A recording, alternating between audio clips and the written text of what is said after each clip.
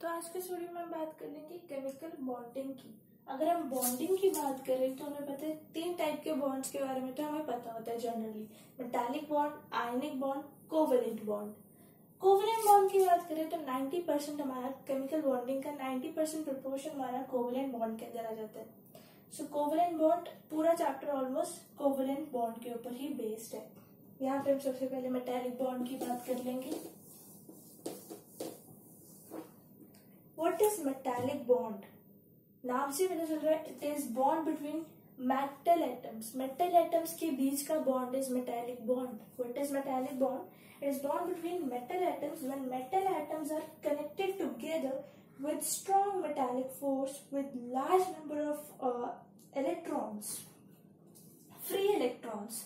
Metal के अंदर free electrons आपको आसानी से मिल जाएंगे। मेटल के अंदर आपको फ्री इलेक्ट्रॉन्स आसानी से मिल जाएंगे क्योंकि they are large in size. Metal are large in size, उनमें फ्री इलेक्ट्रॉन्स आपको आसानी से मिल जाएंगे। एक मेटल एटम साइज में बड़ा होता है, उसके फ्री इलेक्ट्रॉन्स आपको आउटरमोस्ट शेल में मिल जाएंगे, ठीक है।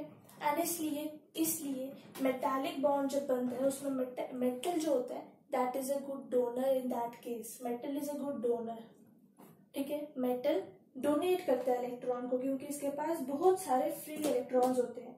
सो metallic bond is bond between metal atoms. अगर मेटल एटम्स के बीच का बॉन्ड देखें तो वो उसे हम बोलेंगे मेटालिक बॉन्ड। मेटालिक बॉन्ड सिर्फ और सिर्फ मेटल एटम्स, दो मेटल एटम्स के बीच का बॉन्ड है मेटालिक बॉन्ड, जिसमें मेटल एटम्स दोनों के दोनों बहुत ही ज्यादा स्ट्रॉन्ग फोर्स के साथ कनेक्टेड है आपस में, और मेटल के पास हमें पता है फ्री इलेक्ट्रॉन्स बहुत ज्यादा होते हैं अपने आउटरमोस्ट शेल में। अब बात करते हैं हम इन फ्री इलेक्ट्रॉन्स की। मैंने बोला इनके फ्री इलेक्ट्रॉन्स होते हैं आउटरमोस्ट शेल में।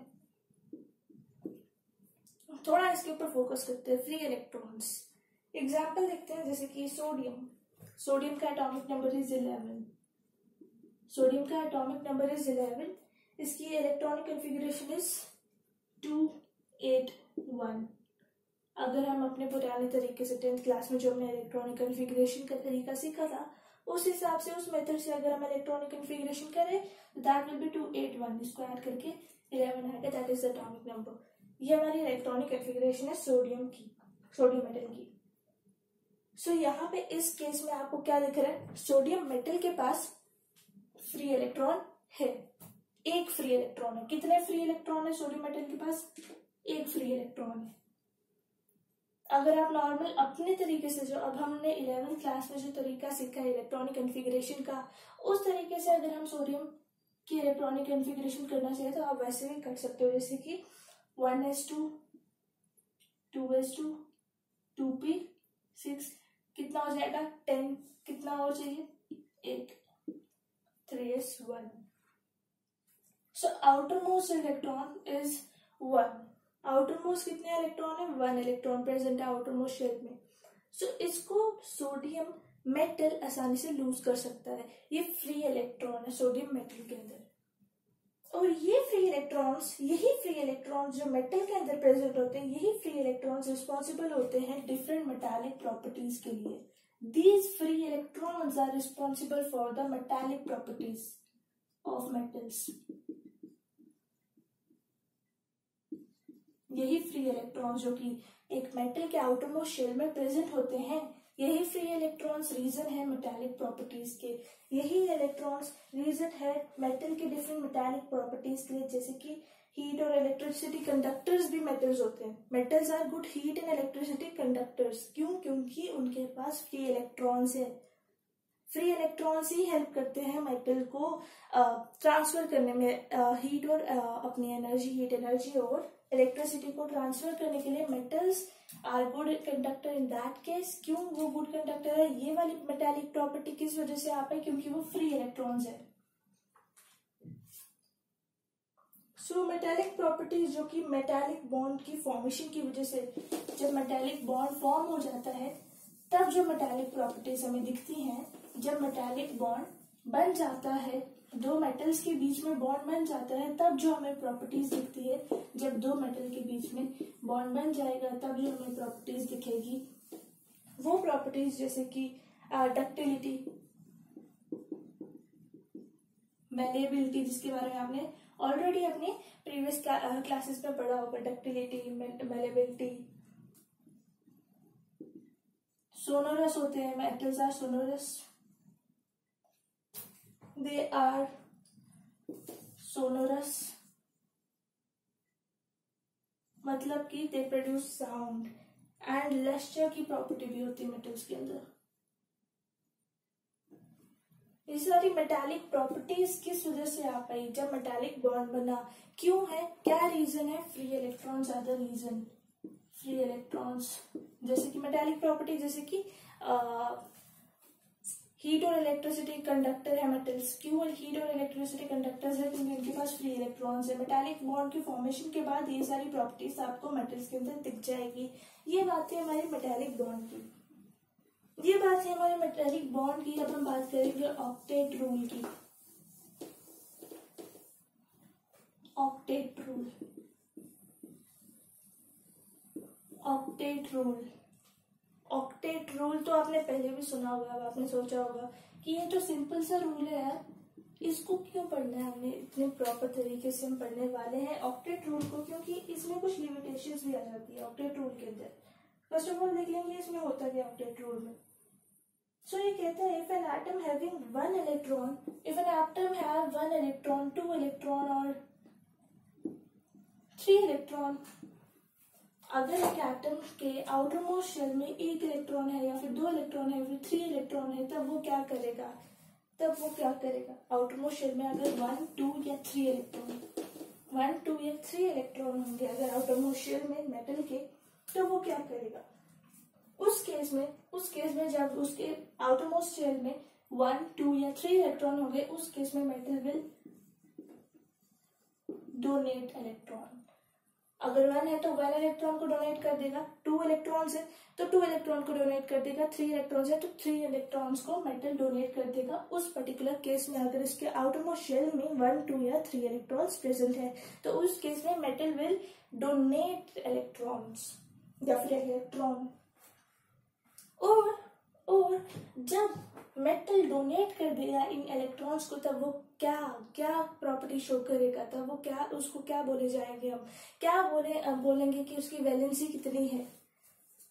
It will show valency of, in that case when it will donate 1 electron, 2 electron और 3 electron, in that case valency will be +1। अगर 1 इलेक्ट्रॉन लूज किया, डोनेट किया तो +1, अगर 2 इलेक्ट्रॉन डोनेट किया तो +2, और अगर 3 इलेक्ट्रॉन डोनेट किया तो +3।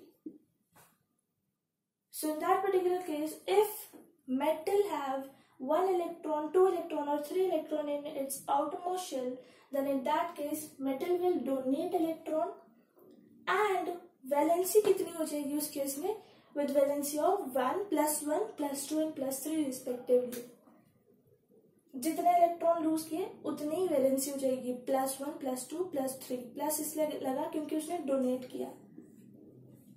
सेकेंड रूल, सेकेंड ऑक्टेट में second point, second rule octet rule में सेकेंड पॉइंट इज दैट, इस रूल के अंदर सेकेंड पॉइंट आ जाता है, अगर समझो 1, 2 या 3 इलेक्ट्रॉन नहीं हुए, 1, 2 या 3 इलेक्ट्रॉन नहीं हुए, तो अगर 5, 6 या फिर 7 इलेक्ट्रॉन हुए, if a metal atom have 5 electrons, 6 electron or 7 electron in the outermost shell.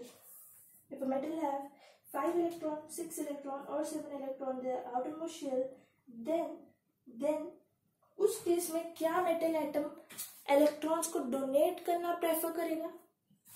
नहीं, क्योंकि इतने सारे इलेक्ट्रॉन्स, 5 इलेक्ट्रॉन्स, 6 इलेक्ट्रॉन्स, 7 इलेक्ट्रॉन्स को डोनेट करने के लिए मेटल को बहुत ज्यादा एनर्जी की जरूरत पड़ेगी, and that is not possible. तो मेटल क्या करेगा? इस केस में मेटल विल गेन इलेक्ट्रॉन।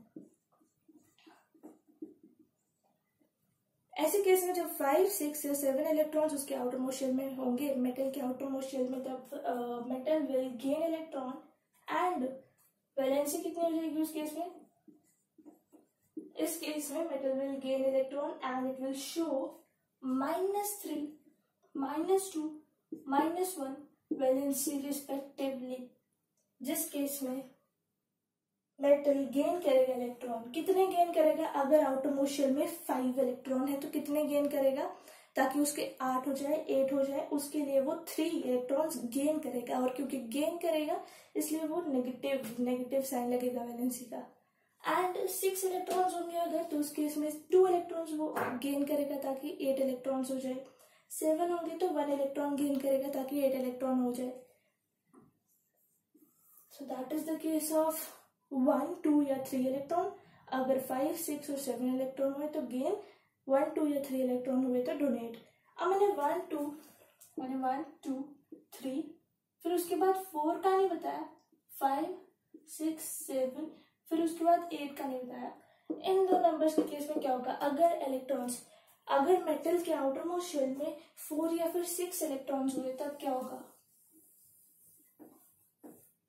अगर मेटल के आउटर मोस्ट शेल में 8 इलेक्ट्रॉन्स हुए तब क्या होगा? उसकी बात कर लेते हैं। पहले 8 इलेक्ट्रॉन्स की बात करेंगे। 8 इलेक्ट्रॉन्स की बात करेंगे सबसे पहले हम।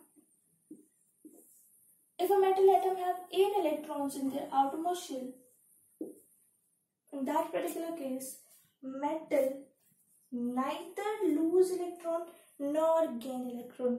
ना ही ये 8 इलेक्ट्रॉन्स को लूज करेगा, ना ही 8 इलेक्ट्रॉन्स के लिए और इलेक्ट्रॉन्स गेन करेगा, नहीं। ऑक्टेट रूल के हिसाब से अगर 8 इलेक्ट्रॉन्स हुए तो उसको ना ही लूज करेगा ना ही इलेक्ट्रॉन गेन करेगा metal atom in that case. तो फिर क्या करेगा मेटल एटम इस केस में? अगर मेटल के पास ऑलरेडी आउटर मोस्ट इलेक्ट्रॉन्स 8 है, आउटर मोस्ट शेल में इलेक्ट्रॉन्स अगर ऑलरेडी 8 है तो उसे वो ऑलरेडी स्टेबल है, then in that particular case metal has stable light, inert gas configuration. Inert gases are stable gases, stable element है। inert gas में हमारे जितने भी एलिमेंट्स आ जाएंगे, inert gas जो है ना वो p ब्लॉक, हमारे पीरियोडिक टेबल जो है, आपको पता है पीरियोडिक टेबल में ऐसे 7 पीरियड्स है एंड ऐसे इस हिसाब से टॉप से लेके बॉटम में देखोगे तो 18 कॉलम्स है जिसे हम ग्रुप्स कहते हैं। And left to right there are 7 periods and top to bottom देखेंगे तो 18 ग्रुप्स है। 18 ग्रुप्स में ये जितने भी हमारे ब्लॉक्स में इनको क्लासिफाई किया गया है, पीरियोडिक टेबल को 4 ब्लॉक्स में क्लासिफाई किया गया है, एस ब्लॉक, पी ब्लॉक और डी ब्लॉक और एफ ब्लॉक। पी ब्लॉक की बात करें तो उसमें हमारे 6 ग्रुप्स है, उनमें से एक ग्रुप है इनर्ट गैस का। इनर्ट गैस में ऐसे एलिमेंट्स आ जाते हैं जो कि स्टेबल है, जिनकी आउटर मोस्ट इलेक्ट्रॉनिक कॉन्फ़िगरेशन 8 है, 8 इलेक्ट्रॉन्स प्रेजेंट है आउटर मोस्ट शेल में, ठीक है।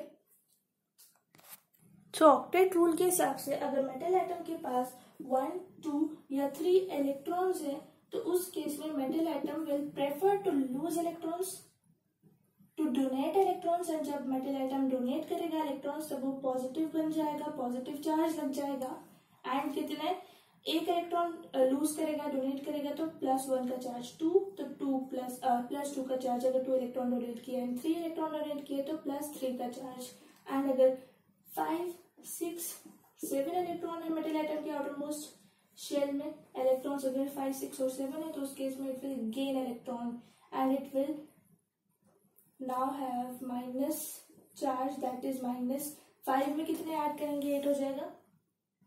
5 में कितने ऐड करेंगे कि 8 हो जाएगा, कितनी वैलेंसी हो जाएगी 6, 7, 8, 3 इधर 2 इधर 1, तो इस केस में -3, -2, -1 वैलेंसी हो जाएगी मेटल एटम की अगर वो उसके पास 5, 6 और 7 इलेक्ट्रॉन्स है आउटर मोस्ट शेल में। और अगर 8 इलेक्ट्रॉन है तो वो ना ही लूज करेगा ना ही गेन करेगा इलेक्ट्रॉन्स को, उस केस में वो स्टेबल है, उसे कुछ करने की जरूरत नहीं, वो स्टेबल है।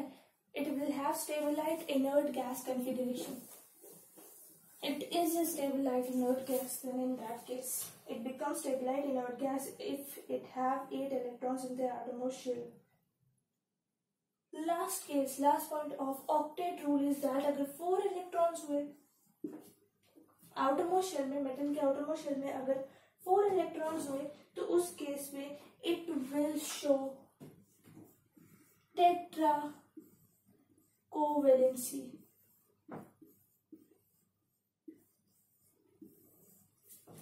उस केस में metal will show tetra covalency. So ये हमारे ऑक्टेट रूल में ये सारे पॉइंट्स आ जाते थे। मगर ऑक्टेट रूल कुछ लिमिट्स भी है, ऑक्टेट रूल की ड्रॉबैक्स भी है। उसकी बात करें अगर हम, रूल में तो पॉइंट्स हमारे 4 थे। एक तो 1, 2 और 3 इलेक्ट्रॉन के लिए, अगर 1, 2 और 3 इलेक्ट्रॉन हो आउटरमोस्ट शेल में, अगर 5, 6 और 7 इलेक्ट्रॉन हो आउटरमोस्ट शेल में, that was second point. And third point was अगर 8 इलेक्ट्रॉन हो आउटरमोस्ट शेल में, अगर 4th इलेक्ट्रॉन हो आउटरमोस्ट शेल में, तो it will show tetra covalency. That was our 4th point. And octet rule की लिमिटेशंस, ड्रॉबैक्स में सिर्फ 3 पॉइंट्स है, 1 पॉइंट कम है, मगर सेम पॉइंट्स नहीं है। लिमिटेशंस की बात करें ऑक्टेट रूल में, तो लिमिटेशंस क्या है? लिमिटेशंस क्या है?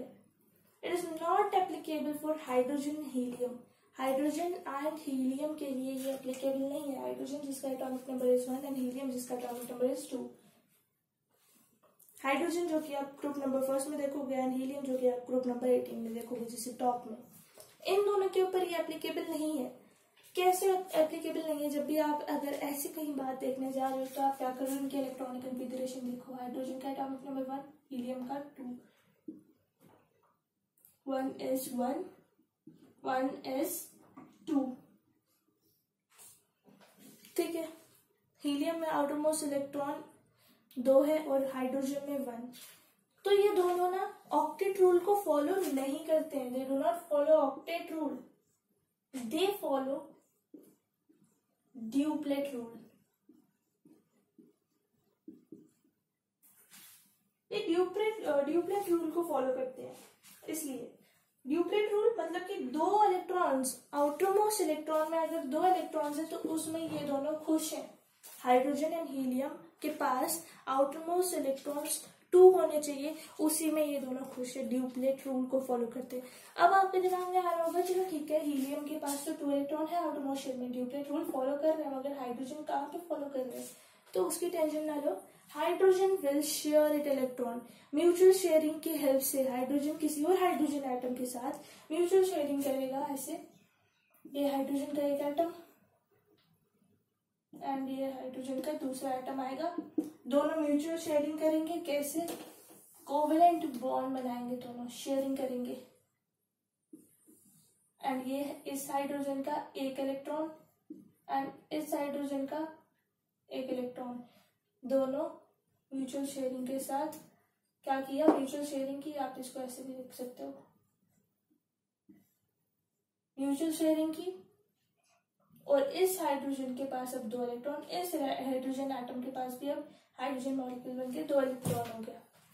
ठीक है, दोनों के पास ड्यूप्लेट रूल दोनों ने फॉलो कर लिए, दोनों खुश हैं, दोनों के पास आउटर मोस्ट इलेक्ट्रॉन में 2 इलेक्ट्रॉन हो गया। ड्यूप्लेट रूल को फॉलो किया उन्होंने शेयरिंग करके मदद। So hydrogen and helium does not follow octet rule, they follow duplet rule. Then एक और जगह ये ऑक्टेट रूल एप्लीकेबल नहीं है। ये octet rule S block elements पे एप्लीकेबल है, पी ब्लॉक एलिमेंट्स पे एप्लीकेबल है।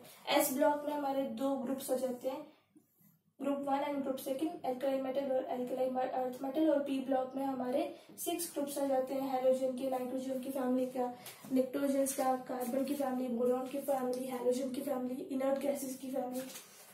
ये 6 ग्रुप्स आ जाते हैं पी ब्लॉक में। तो उन सब के सब एलिमेंट्स के ऊपर ये ऑक्टेट रूल एप्लीकेबल है। मगर हम लिमिटेशंस की बात करें तो लिमिटेशंस में ये किसके ऊपर एप्लीकेबल नहीं है? Octet rule is not applicable for D block and F block. D block जो हमारे ट्रांजिशन एलिमेंट्स का बीच में हमारा आ जाता है ग्रुप, यहाँ पे एस ब्लॉक, यहाँ पे पी ब्लॉक, यहाँ पे डी ब्लॉक, यहाँ पे बीच में यहाँ से लेंथेनाइड और एक्टिनाइड सीरीज शुरू हो जाती है, एफ ब्लॉक आ जाता है। सो डी ब्लॉक और एफ ब्लॉक एलिमेंट्स के ऊपर ये ऑक्टेट रूल अप्लाई नहीं होता। ठीक है, अनदर लिमिटेशन क्यों नहीं होता? क्योंकि हमें पता है हमने ऑक्टेट रूल में देखा था 8 तक इलेक्ट्रॉन्स देखे थे। अगर 1, 2, 3 इलेक्ट्रॉन्स हो, अगर 5, 6, 7 इलेक्ट्रॉन्स हो, अगर 8 इलेक्ट्रॉन्स हो, अगर 4 इलेक्ट्रॉन्स हो। इससे ज्यादा इलेक्ट्रॉन्स के लिए तो हमने देखा ही नहीं था ऑक्टेट रूल में। इससे ज्यादा इलेक्ट्रॉन्स अगर आउटरमोस्ट शेल में हो तो उस केस को तो हमने देखा ही नहीं। ऑक्टेट रूल के अंदर। मगर डी ब्लॉक और एफ ब्लॉक एलिमेंट्स की बात करें तो इनके आउटरमोस्ट इलेक्ट्रॉन्स कितने होते हैं, 10 electron in D block. D block elements के आउटरमोस्ट इलेक्ट्रॉन जो होते हैं, आउटरमोस्ट शेल में एक एटम ले लो, कोई भी पर्टिकुलर डी ब्लॉक एलिमेंट ले लो, उसके आउटरमोस्ट शेल में आपको सिर्फ और सिर्फ मतलब कि 8 इलेक्ट्रॉन से ज्यादा इलेक्ट्रॉन दिखेंगे आउटरमोस्ट इलेक्ट्रॉन में। उस केस में ऑक्टेट रूल अप्लाई नहीं हो सकता, क्योंकि आउटरमोस्ट शेल में 10 इलेक्ट्रॉन्स है। 10 इलेक्ट्रॉन्स के लिए तो ऑक्टेट रूल था ही नहीं। एंड एफ ब्लॉक एलिमेंट्स के लिए इसमें नहीं, क्योंकि उसमें भी 8 से ज्यादा इलेक्ट्रॉन्स होते हैं आउटरमोस्ट शेल में, दैट इज 14 इलेक्ट्रॉन्स। तो उसके लिए तो ऑक्टेट रूल बना ही नहीं है। ऑक्टेट रूल सिर्फ 8 इलेक्ट्रॉन्स तक के लिए बना है।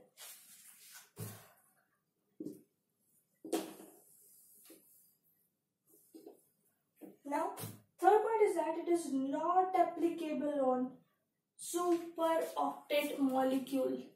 Super octet है मगर super molecule, इसके बारे में आप आगे जाके समझ लोगे।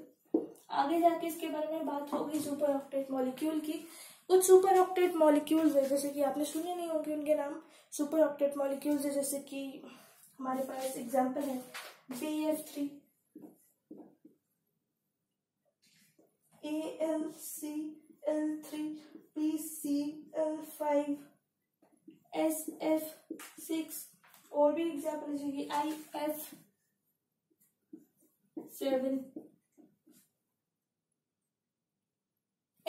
ये सब क्या है, सुपर ऑक्टेट मॉलिक्यूल्स है। इन सब के ऊपर ये ऑक्टेट रूल एप्लीकेबल नहीं है। सो किस किस चीजों के ऊपर, किन किन एलिमेंट्स के ऊपर, किन किन मॉलिक्यूल्स के ऊपर octet rule is not applicable. It is not applicable on hydrogen and helium. Hydrogen and helium के ऊपर क्यों नहीं एप्लीकेबल, क्योंकि हाइड्रोजन एंड हीलियम दोनों के दोनों क्या फॉलो करते हैं, ड्यूप्लेट रूल को। वो ऑक्टेट रूल को फॉलो नहीं करते, इसलिए it is a limitation of octet rule. Then it is not applicable upon D block and F block elements, क्योंकि उनके आउटरमोस्ट शेल में इलेक्ट्रॉन्स 8 से ज्यादा है। एंड सुपर ऑक्टेट मॉलिक्यूल्स जैसे कि BF3, AlC3, PCl5, SF6, IF7, इसके बारे में हम आगे जाके बात करेंगे सुपर ऑक्टेट मॉलिक्यूल्स की। तो यहाँ पे हमारा किसका टॉपिक खत्म हुआ, एक ऑक्टेट रूल का लिमिटेशंस भी देख ली ऑक्टेट रूल का, ठीक है। ऑक्टेट रूल का टॉपिक खत्म हो गया और मेटालिक बॉन्ड का। सो हमने मेटालिक बॉन्ड की भी बात कर ली। It is bond between two metal atoms and it is a very strong metallic bond. Metallic bond is a strong bond, मगर सबसे ज्यादा स्ट्रॉन्ग नहीं है।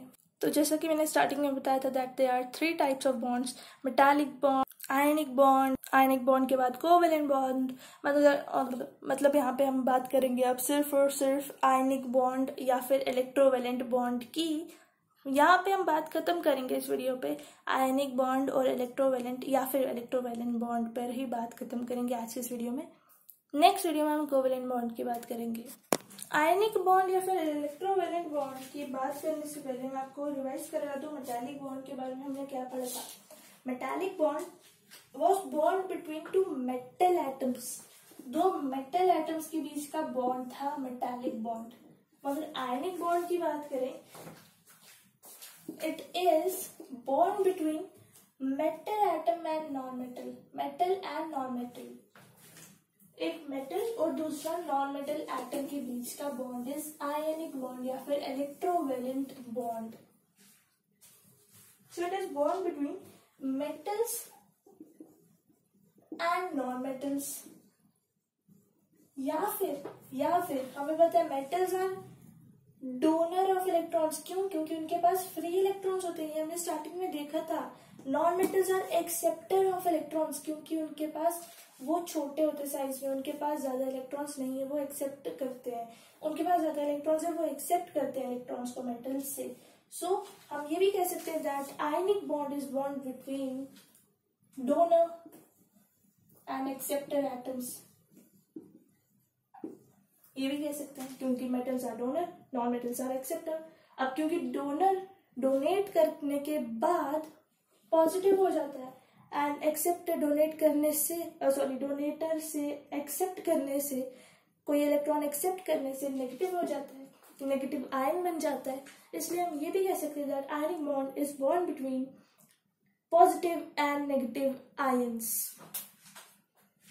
सो कितनी बड़ी डेफिनेशन होती है. It is bond between metals and non metals और bond between donor and acceptor atoms by complete transfer of electrons. By complete transfer of electrons, यहाँ पे कंप्लीट ट्रांसफर होता है इलेक्ट्रॉन्स का.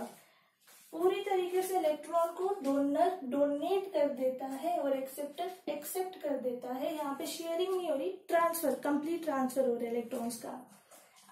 So it is bond between metals and non-metals or bond between atoms, donor atom and acceptor atom by complete transfer of electron, and it is known as ionic bond. That means a bond between positive and negative ion due to strong electrostatic force.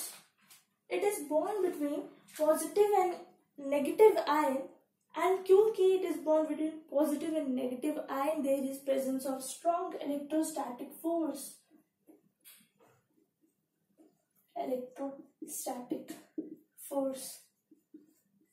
इसलिए आयनिक या फिर electrovalent bond में strong electrostatic force present होता है. जब भी कहीं पे आयनिक या फिर इलेक्ट्रोवैलेंट बॉन्ड बनेगा वहां पे इलेक्ट्रोस्टैटिक फोर्स होगा, क्योंकि it is bond between positive and negative ion. हमें पता है पॉजिटिव और नेगेटिव आयन के बीच में एक फोर्स होती है, अट्रैक्शन फोर्स होती है. दैट अट्रैक्शन फोर्स जो कि एक दूसरे की तरफ खींचती है, जो attraction force, that is electrostatic force. So इस वजह से भी, क्योंकि इलेक्ट्रोस्टैटिक फोर्स है, इसलिए this type of bond is called as ionic bond. Because of ionic bond donor atom complete their octet by donating electron. Donor atom कैसे अपना octet full करते हैं? By donating electron, and acceptor atom accept the complete their octet by accepting the electron. ठीक है, simple definition थी, simple definition थी. Example देख लेते हैं. एग्जाम्पल इज, बहुत ही कॉमन एग्जाम्पल है हमारे पास सोडियम क्लोराइड की. It is an ionic bond, it is an electrovalent bond. Sodium chloride, sodium and chlorine के बीच का ये बॉन्ड है. It is bond between metal and non metal. Sodium का atomic number is 11. Hydrogen, helium, lithium, beryllium, boron, carbon, nitrogen, oxygen, fluorine, neon, sodium. Sodium is 11 and chlorine is 17. Atomic number इनका 11 and 17. Electronic configuration देखें तो sodium की is 2 8 11 1 and chlorine की 2 8 7. Sodium को चाहिए कि वो एक इलेक्ट्रॉन लूज कर दे एंड क्लोरीन को चाहिए कि वो एक इलेक्ट्रॉन एक्सेप्ट करे, गेन करे.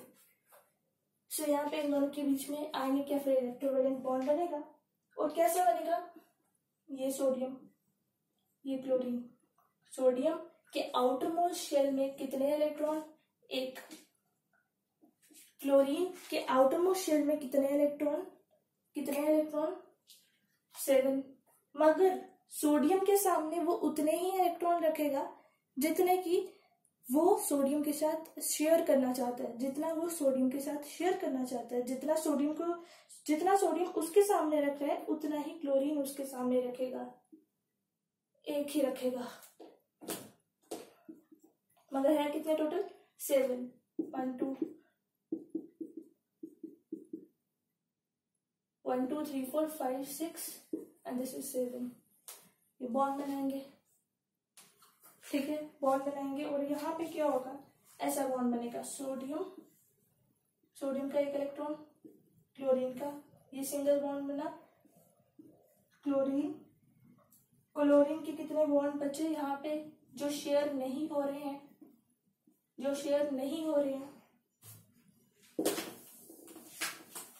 सो ध्यान से देखो, यहाँ पे ये जो शेयर्ड पेयर है जो कि शेयरिंग हो रही है, जिस पेयर की शेयरिंग हो रही है दैट इज बॉन्ड पेयर. जिस पेयर की शेयरिंग होती है उसको हम बॉन्ड पेयर के नाम से जानते हैं, एंड जिन पेयर की शेयरिंग नहीं होती है उन्हें हम लोन पेयर के नाम से जानते हैं. So sodium and chlorine, sodium chloride have 1 bond pair and 3 lone pair. ठीक है. So each bond, हर एक जो भी बॉन्ड बन रहा है उसके अंदर जो पेयर हमारा शेयर हो रहा है that is called as bond pair, and जो कि अनशेयर्ड पेयर है उसे हम कहेंगे लोन पेयर. ठीक है, ये एक इंफॉर्मेशन थी. And information of ionic bond क्या होगा? आयनिक बॉन्ड की जब फॉर्मेशन होगी, जो हमारा डोनर और एक्सेप्टर एटम होगा पॉजिटिव और नेगेटिव जो होगा, जो आयनिक बॉन्ड साइज है पॉजिटिव आयन का, पॉजिटिव आयन कैसे बना, क्योंकि उसने डोनेट किया। पॉजिटिव आयन का आयनिक बॉन्ड साइज डोनेट करने के बाद आयनिक बॉन्ड साइज जो बनेगा वो छोटा हो जाएगा, डिक्रीज कर जाएगा। एटॉमिक साइज उसका नॉर्मली जितना था उससे वो आयनिक बॉन्ड साइज डिक्रीज कर जाएगा। आयन बनने के बाद जो बॉन्ड बना that is ionic bond size, and ion बनने से पहले जो था that was atomic size. So positive है, पॉजिटिव आयन कैसे बना, डोनेट करने से। डोनेट किया, एक इलेक्ट्रॉन बाहर निकल गया तो एटम का साइज डिक्रीज हुआ, क्योंकि शेल छोटी बन गई। शेल जो हमारी है वो छोटी होगी क्योंकि एक इलेक्ट्रॉन निकल गया। एंड नेगेटिव आयन में एक इलेक्ट्रॉन और आ गया तो उसका साइज इंक्रीज कर जाएगा, आयनिक बॉन्ड साइज इंक्रीज कर जाएगा उसका, क्योंकि ऑलरेडी जो इलेक्ट्रॉन थे उसके अंदर जितने भी होंगे वो उसको धक्का मारेंगे, वो थोड़ा दूर हो जाएंगे। एक नया एटम, एक नया इलेक्ट्रॉन आएगा, उस वजह से ये वाले इलेक्ट्रॉन दूर दूर जाएंगे। क्या होता है जब लोग खड़े होते हैं, ढेर सारे लोग खड़े होते हैं एक साथ ऐसे ग्रुप बना के, तो एक नया बंदा अगर बीच में आता है ग्रुप में तो सब लोग दूर दूर जाते हैं। अब क्योंकि सब लोग दूर दूर जाएंगे सब लोग, तो इस वजह से साइज बढ़ जाएगा सर्कल का। नॉर्मल एक एग्जांपल ले रही हूँ आपको समझाने के लिए। सो यहाँ पे पॉजिटिव आयन का size will decrease, ionic bond size will decrease, and negative ion का ionic bond size will increase. So this was the last information given to you, and in the next video we are going to talk about covalent bond.